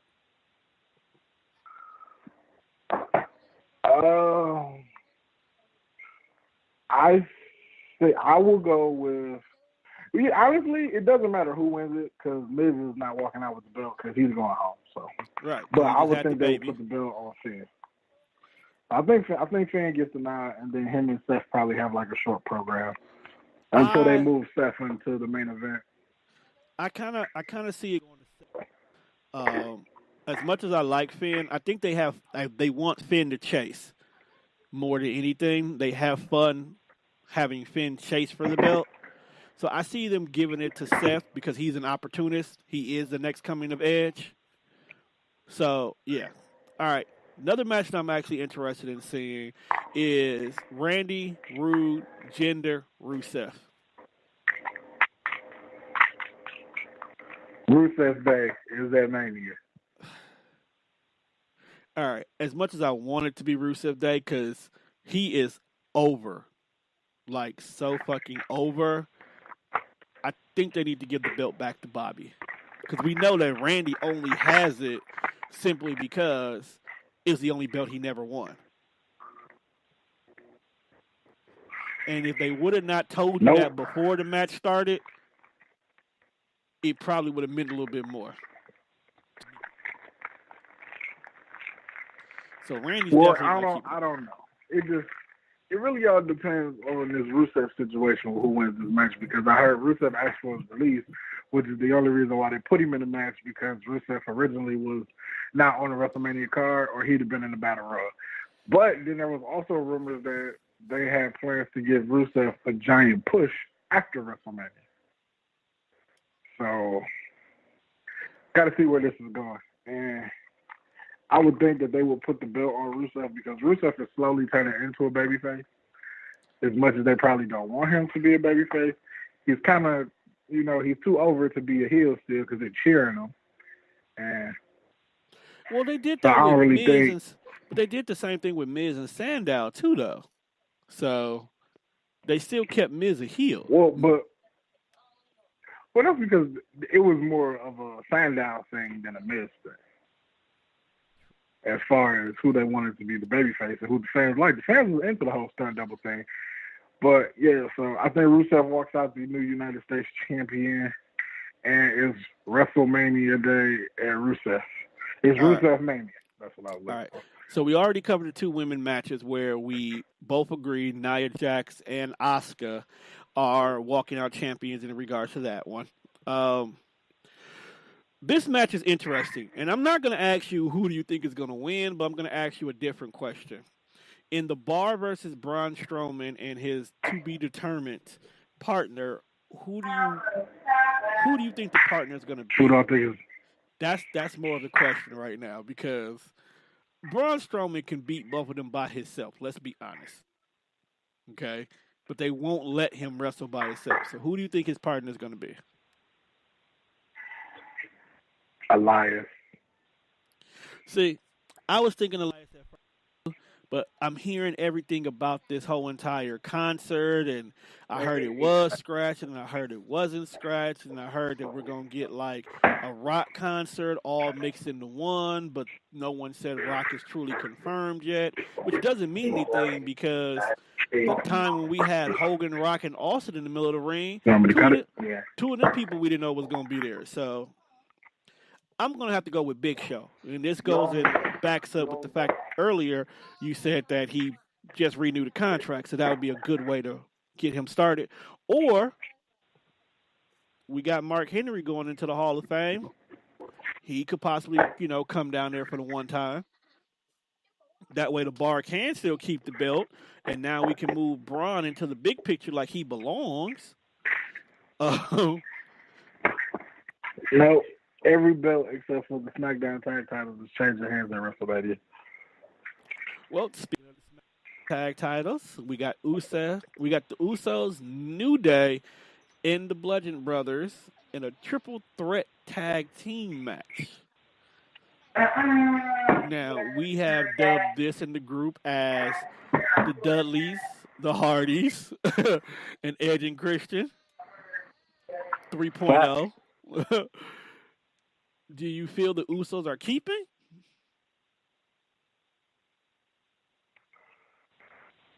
Yes.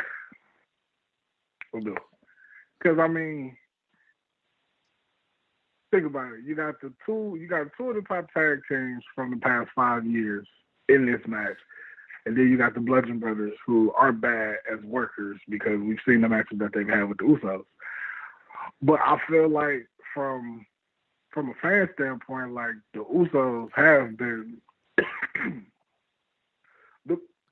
shit. What you smoking on? They have been the best tag team in the WWE for the past 7 years. You know what I'm saying? Well, outside of the new tag teams that are coming up now, they're the only pure tag team. Like, they've always been a tag team. So it would make and they've always been the best tag team. So I feel like it's just their moment. It's their time. They need their moment. Like, I just want them to have their WrestleMania moment. Because, they haven't actually ever been on the main card. So, you gave the New Day the main card, too. Like, the Usos didn't get the main card last year. And they didn't get the... Not done? No. And then they didn't get the main card when they should have had it. So, yeah, it's just time to give them their moment. Let them have their moment, and then they can lose it, like, the pay-per-view after that. Okay. That's like... Usos are my boys. I'm not going to lie. I was one of the original people who could not stand the New Day and this terrible gimmick of theirs that they had. But they made it work. It definitely outlived the expectations of anybody. And it just shows you, like, sometimes... It's crazy because I told niggas that the New Day was going to work, and nobody believed me. Because, bruh, it was not what we... Okay. You have to understand, everybody wanted it to be the Black Panther effect. The WWE always makes everything a shuck and jive, don't be menace to society concept. We never really get a good run for African Americans in the WWE. Look at Brodus Clay. They promoted Brodus Clay weeks on top of weeks on top of weeks as this monster. This is what he's always been. So I wasn't that mad when they flipped him to a shucking and jiving coon, but that was a direct slap in the face. The only reason why I'm not upset of it because we got Cameron and we got Naomi out the situation. Okay? Like, Cameron would never have had a job if it wasn't for that. Naomi would eventually got caught up, but we definitely would have lost her in the mix. And then they turned around and gave Xavier Woods at first literally the exact same gimmick. The exact same gimmick. So to turn around and then make the New Day do the same thing over again, I was sick of it. I was sick of seeing you shucking and jiving us on TV. You had Ernie the Cat Miller shucking and jiving. You had Ron killing, shucking, and jiving. You had who else? I'm missing somebody. I can't even think of the name of the bald head who was breakdancing in the ring. But they just kept making us shucking and jiving. Okay? I can't think of his name whatsoever. He was a very athletic dude. He had promise. He looked like a wide receiver that dances all the time. And that's the only thing I didn't like about it. So when they did it to New Day, it was like, okay, Big E was just a beast in NXT, and Kofi is like literally one match away from being main event contender again. Because at the time, Kofi and Miz was like neck and neck on level. Okay? So I'm like, if Miz can break through the glass ceiling, why can't Kofi? What's the problem? And then you put him through the stable. And then the rumor was the stable was going to be 3 angry black people. So we were going to get the rebirth of the nation in so many words. And instead, we get technicolor rainbows and bootios. And unicorn. So I was mad. I'm like, dog, now this is some fruity homo gay shit that y'all done went with. What the hell? But I they feel like made people it didn't work, understand though. why. I feel like I ain't even gonna say this was WWE's thought process, but you have to think like when they put the New Day together, we were on the heels of our first major case of unarmed black people getting shot. True. And Like got it. They did the New Day formation on Raw, and Xavier Woods cut one of the best promos ever about being held down and how it's time to, stand up for what's yours. And it's still on YouTube to this day. You can watch it. But it was like, so you do that on Monday, and then like a week later or during that week, Mike Brown gets shot. Unarmed black man. So WWE is a publicly owned company now. Like they have, it's not just, Vince McMahon is the end-all be-all anymore. He's got people he's got to answer to, which is why they are not TVMA anymore. It's, TV-14 or whatever. It's PG. It's not right. TV-14, it's PG. Because he's got people to answer for. Right. Or answer to.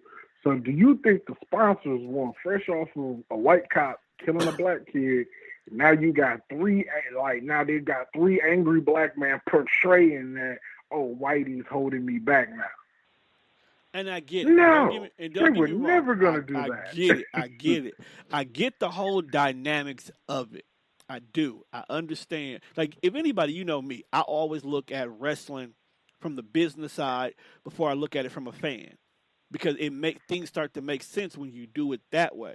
Because if you keep looking at a fan, you'll be mad about everything. Everything will always make you mad.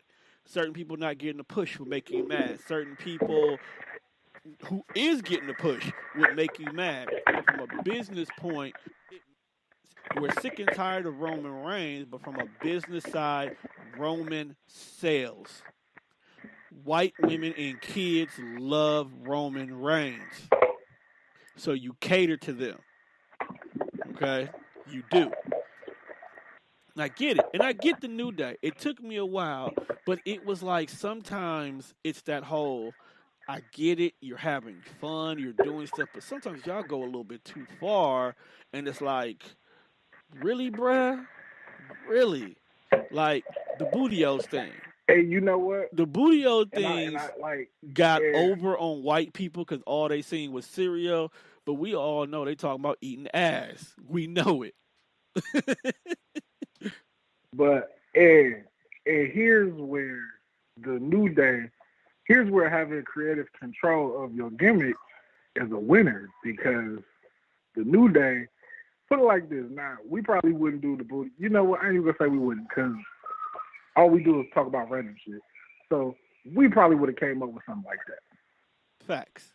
Because the New Day ain't nothing but 3 best friends who are doing what they do backstage in front of the camera now. Facts. Like, Xavier Woods got a whole YouTube gaming channel, but it took the WWE to capitalize on. The New Day don't do nothing but take what's in pop culture and put it on wrestling. True. So twerking was a big phenomenon. I mean, eating ass for some reason is a big phenomenon. You keep bringing it up. You won't let it die. You won't let it die. I won't. I have to keep it alive. But I'm saying, though, they didn't do nothing but three best friends who are into pop culture, and the quickest way to consume pop culture is what's popping on YouTube right now. Because YouTube has made it where you can digest a lot of things within 3-minute videos. Quickest way to consume stuff.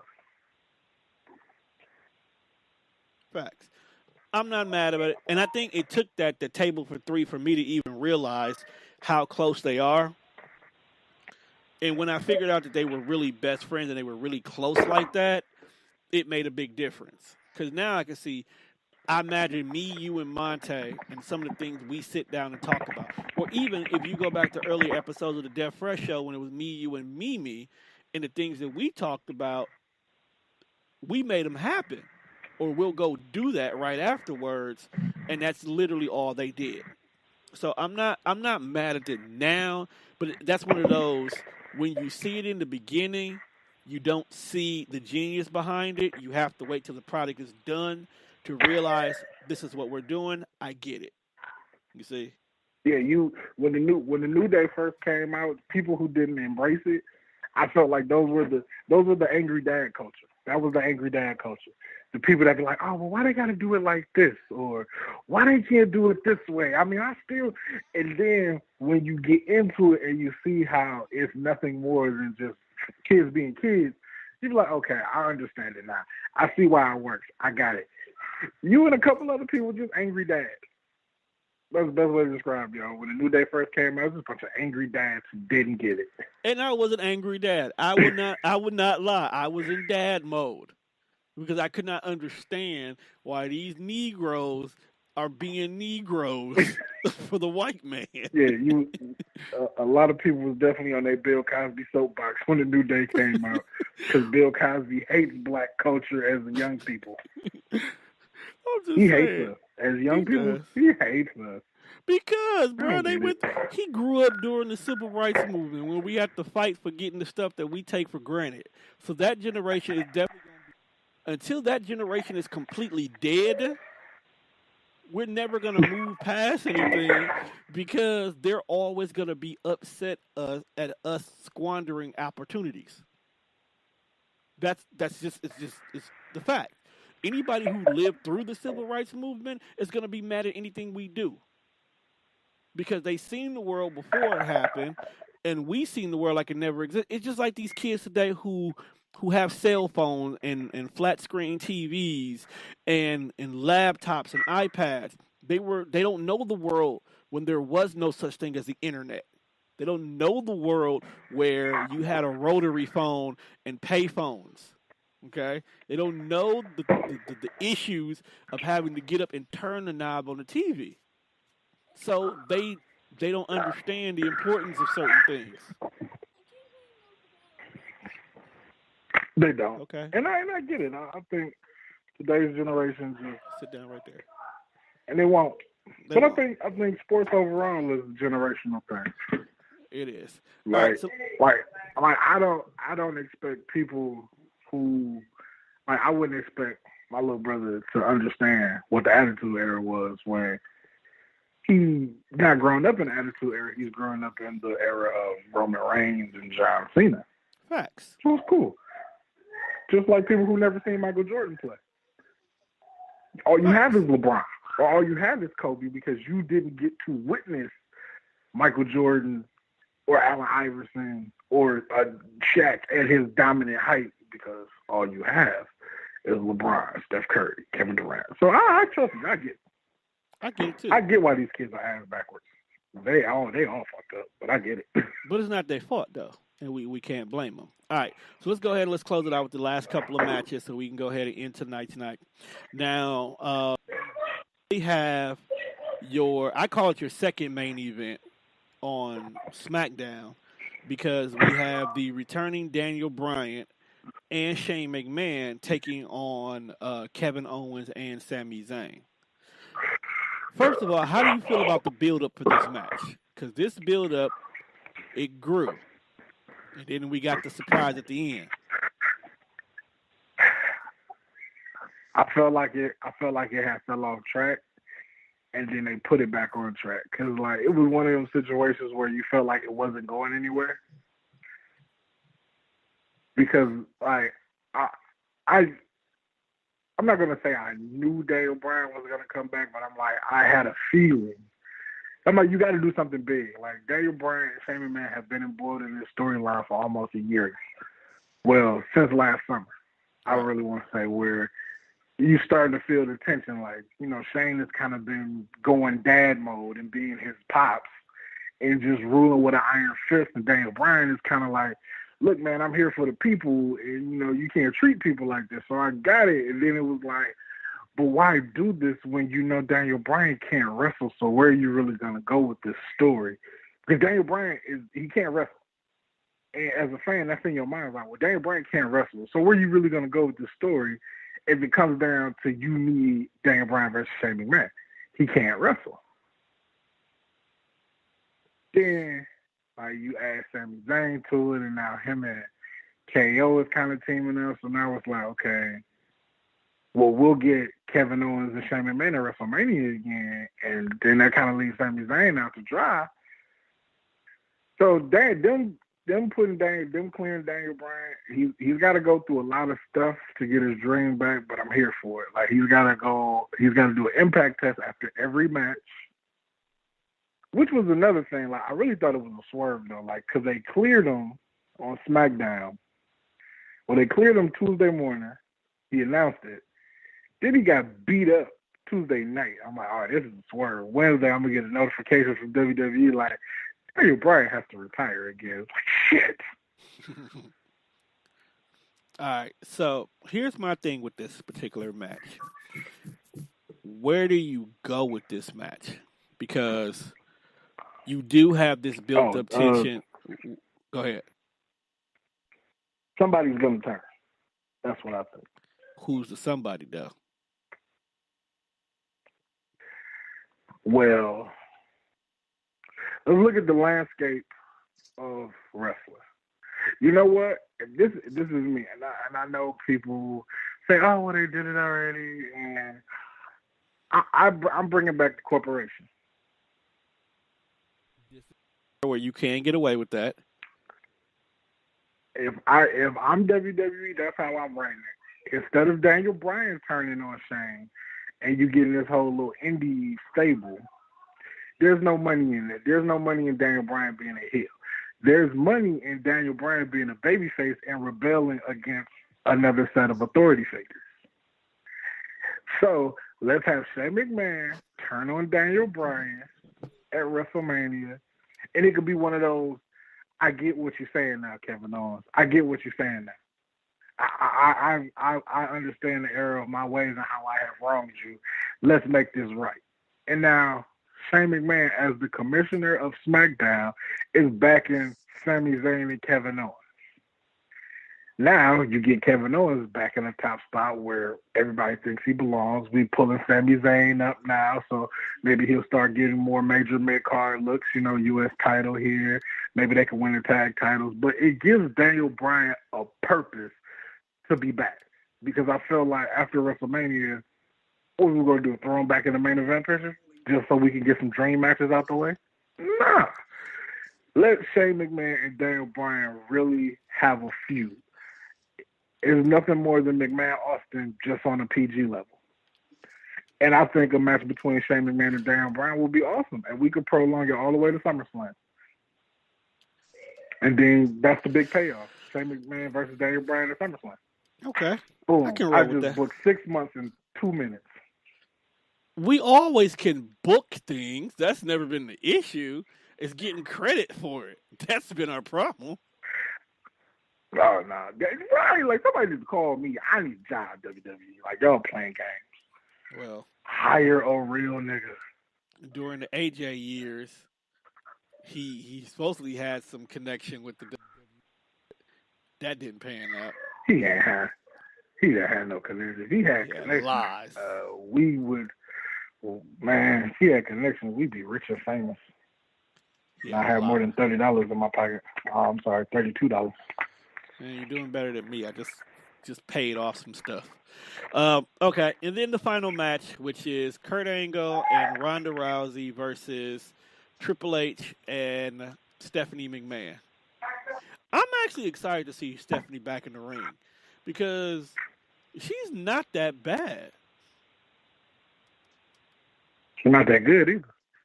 She's good for where she is, but she's Vince, so she'll take the damage and sell the opponent.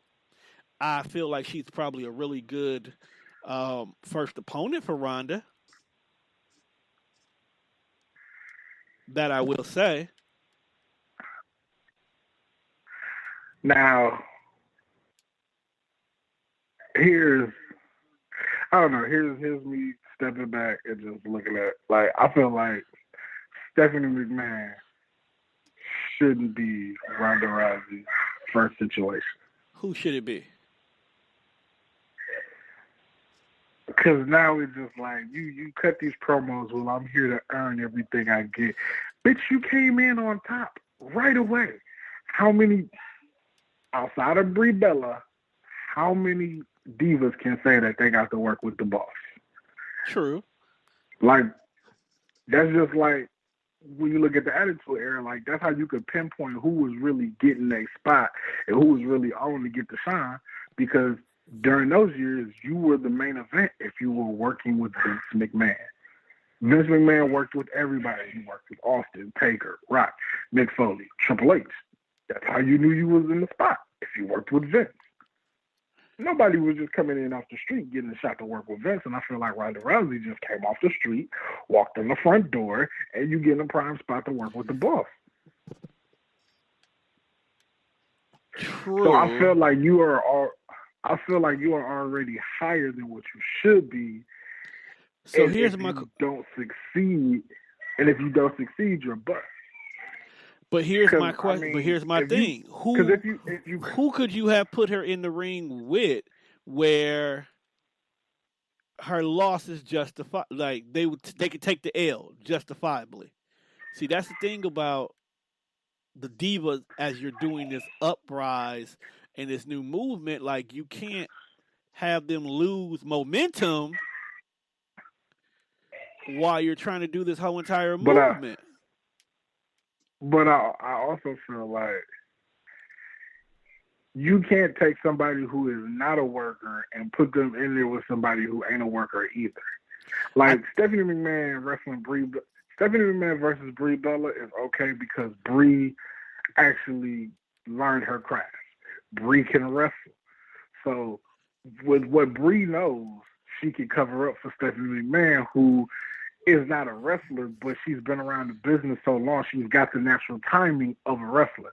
So even if Stephanie ain't classically trained, she know how to get to the spot, or she know how to sell, but she's not a worker. But that's where Triple H and Kurt come into play, though. Right. That's why I feel in this match, Triple H and Kurt gonna do most of the wrestling. Ronda and Stephanie won't have like much interaction. They'll have moments and spots. Like that's they may have their though. big stare down in the middle of the ring. They're gonna have their stare down. Stephanie may get a move in on Ronda. Ronda's gonna get a move in on Stephanie, but they're not gonna spend most of their time in the ring. Like they're not gonna do no Sasha Charlotte type shit. That ain't gonna happen. As they shouldn't. That won't happen. I mean, I can see you can do it, like it can happen, but I say maybe you get 1-2 minutes of good, decent wrestling from them too. Whatever moves that Ronda may have mastered at that point in time, or they may surprise us. You know, they may surprise us and actually give us some good wrestling, because it's not like Stephanie can't wrestle. It's just she's not the best recommendation. All right. So if you were to rate the card right now, A to F, based on the matches 90 seconds. What would you give the grades? Probably like a B plus. B plus. All right, I would have gave it a B minus because a lot of matches I felt should have been singled, but got turned into multiples. That's why I'm giving it a minus. And a lot of the matches are predictable. Like it's supposed to be WrestleMania. You're kind of supposed to have doubt on who's going to win this match. And I feel like we're sitting at the point where you know who's going to win most of the matches before they even get started.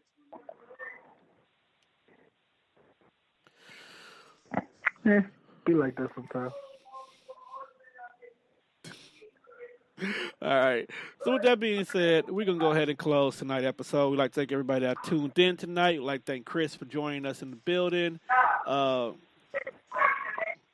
Also, make sure you guys tune in Saturday instead of Sunday this week to catch this week's episode of The Man Cave. I think we all in the building. You off Saturday, right? No, I got to work too. All right.